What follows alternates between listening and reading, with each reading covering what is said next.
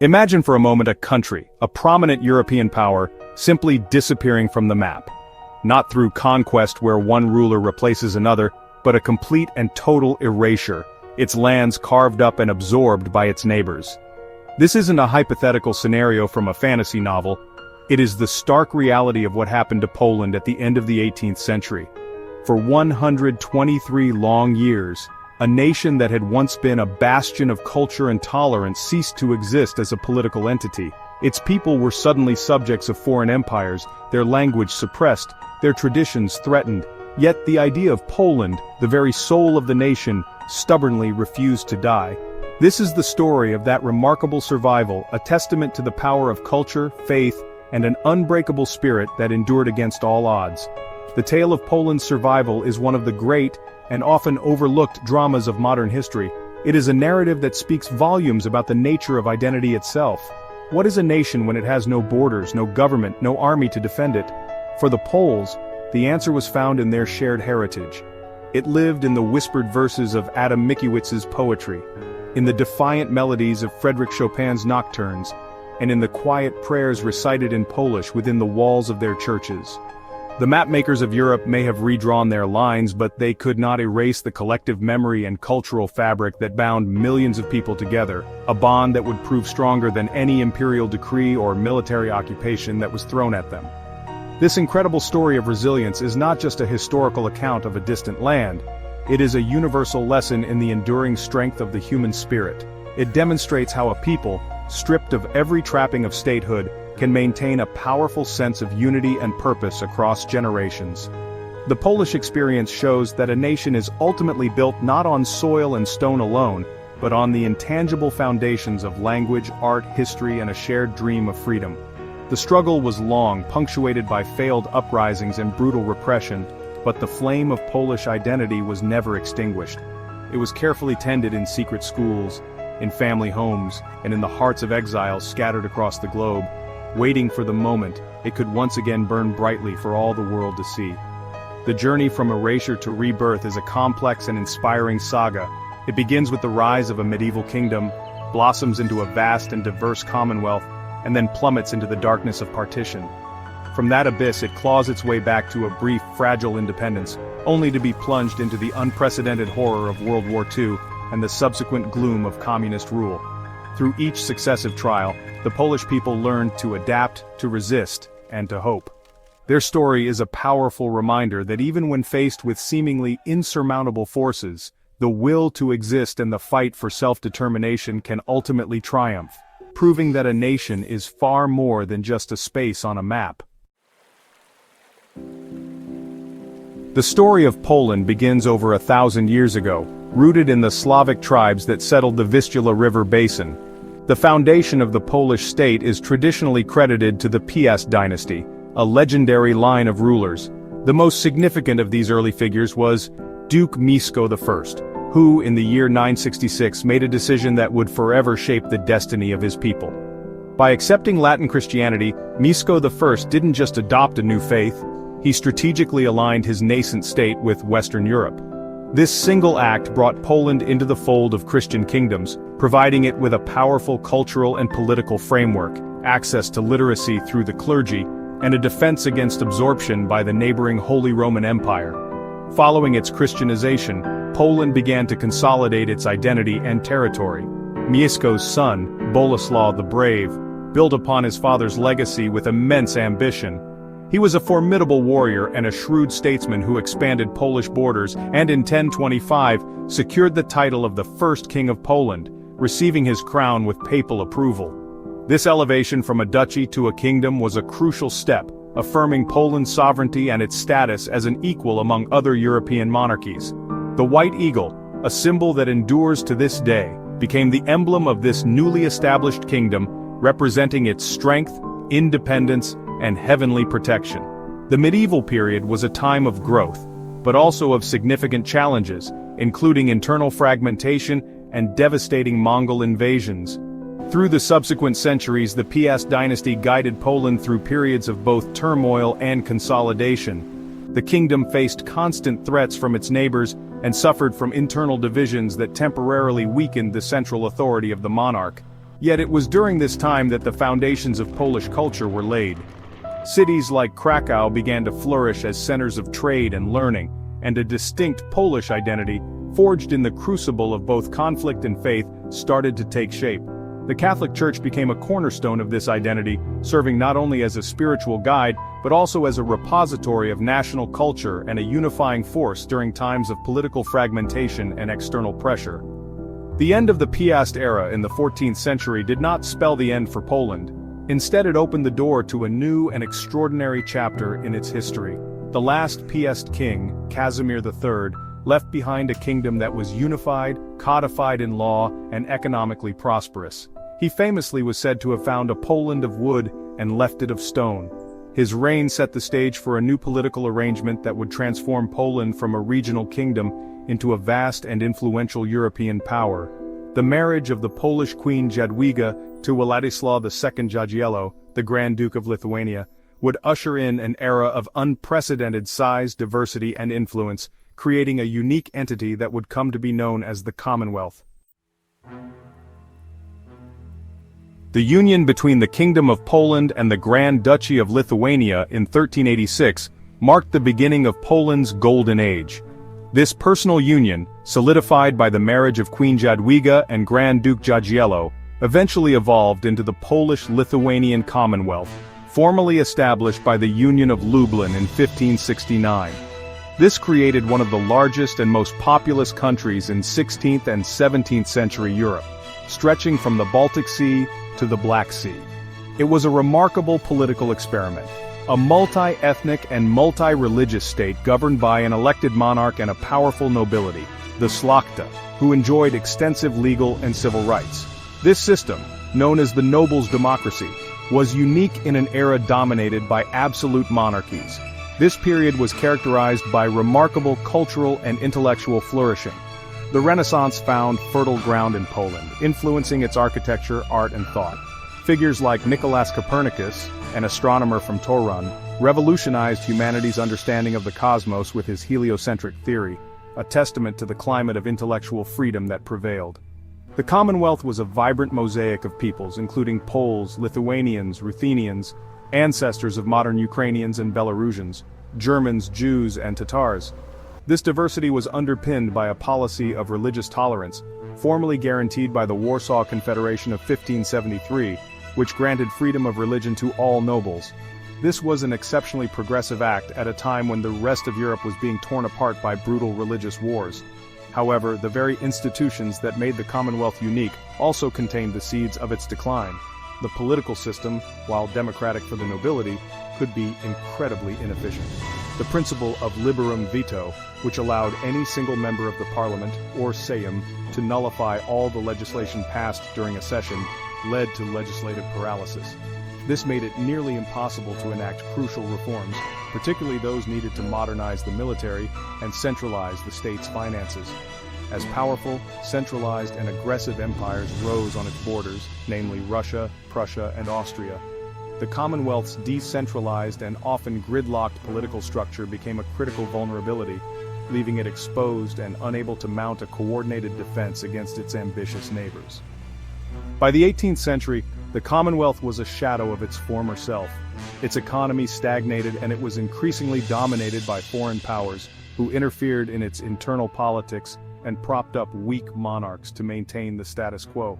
The once mighty state had become the sick man of Europe, its territory a tempting prize for its neighbors. Despite late attempts at reform, including the passing of the visionary Constitution of May 3, 1791, the first modern codified constitution in Europe, it was too little, too late. The neighboring empires, alarmed by this potential resurgence, saw the reforms as a threat to their influence. They decided that a weak Poland was a problem, but a non-existent Poland was a solution, setting the stage for its complete dismemberment. The final decades of the 18th century brought about the ultimate catastrophe for the Polish-Lithuanian Commonwealth. Seeing the state weakened by internal strife and external manipulation, its powerful neighbors, the Russian Empire, the Kingdom of Prussia, and the Habsburg monarchy of Austria, decided to carve it up for themselves. This process occurred in three stages.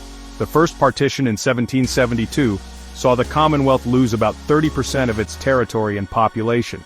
This shock spurred the Polish people into a period of frantic reform, culminating in the Progressive Constitution of 1791. However, this act of national revival was precisely what its neighbors feared. In response, Russia and Prussia moved in again, leading to the Second Partition in 1793, which left Poland as a tiny, powerless rump state.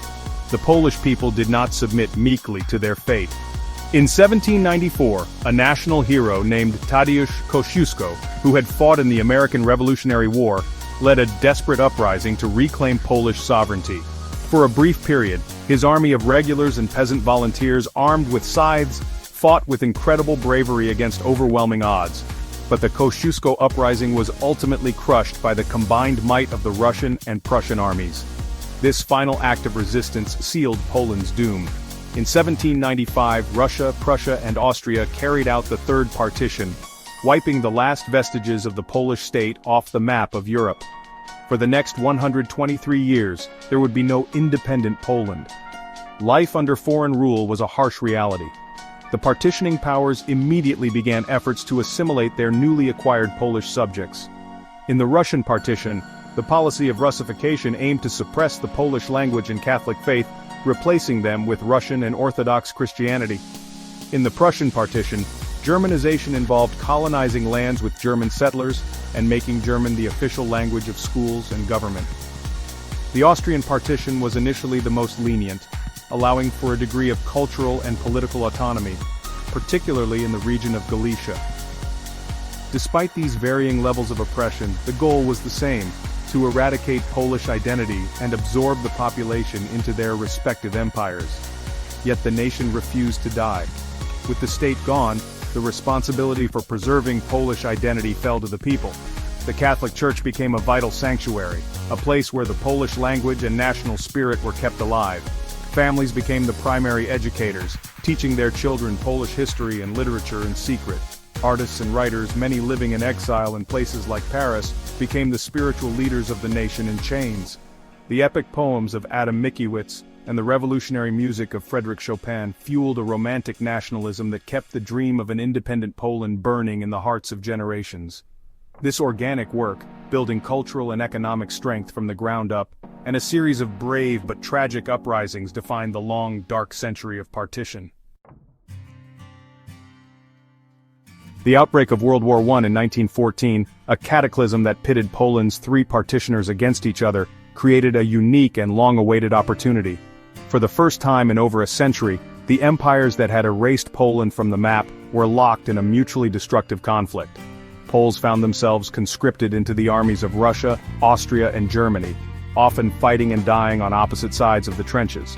Yet, Polish leaders astutely navigated the complex geopolitical landscape, seeking promises of future statehood from both the Central Powers and the Allied Entente. A key figure to emerge during this period was Józef Pilsudski, a charismatic revolutionary and military leader who formed Polish legions to fight for independence. As the war drew to a close in 1918, the old empires crumbled. The Russian Empire collapsed in revolution, Austria, Hungary disintegrated, and Germany was defeated. On November 11, 1918, the very day the armistice was signed on the Western Front, Józef Pilsudski declared the independence of the Second Polish Republic. After 123 years of statelessness, Poland was reborn. It was a moment of immense national euphoria, but the challenges were staggering. The new state had no defined borders, its economy was in ruins after years of war fought on its soil, and its population was a patchwork of people who had lived under three different legal and administrative systems for over a century. The first years of independence were defined by a struggle for survival and the monumental task of forging a unified nation. The new Poland immediately found itself in a series of border conflicts, the most significant of which was the Polish-Soviet War of 1919 to 1921. The fledgling Polish army, against all expectations, managed to halt the westward advance of the Red Army at the gates of Warsaw in what became known as the Miracle on the Vistula. This victory was crucial. It not only secured Poland's eastern borders but was also seen by many in Europe as having saved the continent from a potential communist tide. The victory solidified Pilsudski's status as a national hero and gave the young republic a much-needed surge of confidence. The interwar period, though brief, was a time of vibrant cultural and social development. Warsaw, once again the capital, buzzed with artistic energy, and the nation worked tirelessly to rebuild and modernize. However, the political scene was often turbulent, reflecting the immense difficulty of governing a diverse nation, facing severe economic hardship, and surrounded by hostile neighbors. Pilsudski, disillusioned with the fractious parliamentary system, staged a coup in 1926 and ruled as a benevolent authoritarian until his death in 1935. Despite its internal struggles, the Second Polish Republic represented a precious 20-year breath of freedom, a hard-won period of sovereignty before the nation was plunged into an even darker abyss. The fragile peace of the interwar years was shattered on September 1, 1939, when Nazi Germany invaded Poland from the west, marking the beginning of World War II. The Polish army fought valiantly, but was overwhelmed by the German blitzkrieg. The situation became hopeless just over 2 weeks later, on September 17, when the Soviet Union, in accordance with the secret Molotov-Ribbentrop Pact, invaded from the east. Poland was once again partitioned by its powerful neighbors, subjected to a brutal, dual occupation. The German occupation was particularly savage, aimed not just at conquest but at the complete destruction of Polish culture and the enslavement and extermination of its people. The Soviets, meanwhile, engaged in mass deportations and executions, most infamously the Katyn massacre of over 20,000 Polish officers and intellectuals. Despite the swift military defeat, Polish resistance never ceased. A Polish government in exile was established in London, and on the ground, one of the largest and most sophisticated underground movements in occupied Europe, the Home Army, Armia Krajowa, was formed. This secret state operated clandestine schools, published underground newspapers, and carried out acts of sabotage against the German war machine. The resistance culminated in the Warsaw Uprising of August 1944. As Soviet forces approached the city, the Home Army launched a heroic 63-day battle to liberate their capital. They fought with incredible courage, but the Soviets deliberately halted their advance, allowing the Germans to systematically crush the uprising and raze the city to the ground in retaliation. World War II was an unprecedented catastrophe for Poland. The country became the primary site of the Holocaust, where Nazi Germany built its most infamous death camps, including Auschwitz-Birkenau. 3 million Polish Jews, 90% of the pre-war population, were murdered. An additional 3 million non-Jewish Polish citizens were also killed through executions, forced labor, and the brutal conditions of the occupation.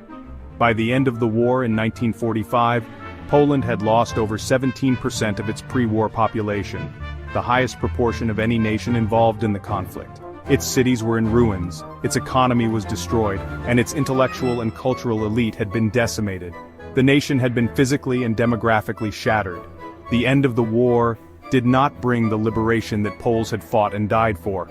Although its borders were shifted westward, losing territory to the Soviet Union and gaining former German lands, Poland fell under the shadow of a new totalitarian power. The Yalta Conference had effectively consigned the country to the Soviet sphere of influence. A communist government, backed by Moscow, was installed through fraudulent elections, and Poland became a satellite state of the USSR. The dream of true independence, so briefly realized, was once again deferred. The nation had survived the Nazi inferno, only to find itself trapped behind the Iron Curtain for the next 4.5 decades. Following World War II, Poland was forced into the role of a communist people's republic, subject to the political will of the Soviet Union. This era was defined by repression, censorship, and a centrally planned economy that led to chronic shortages and stagnation. The government attempted to suppress the influence of the Catholic Church and erase the memory of Poland's non-communist past. Yet, the Polish spirit of resistance, honed over centuries of occupation, once again stirred.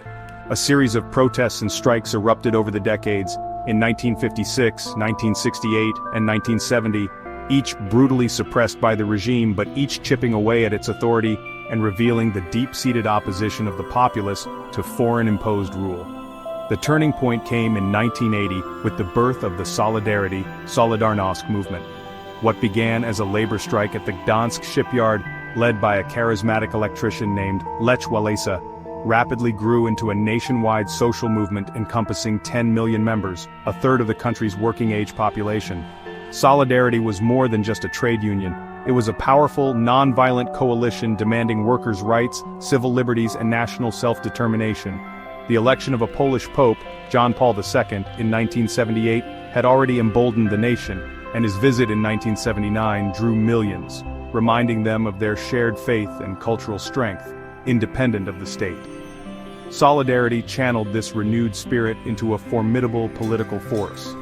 Faced with this mass movement, the communist government, under pressure from Moscow, declared martial law in December 1981. Solidarity was outlawed, its leaders arrested, and military rule imposed.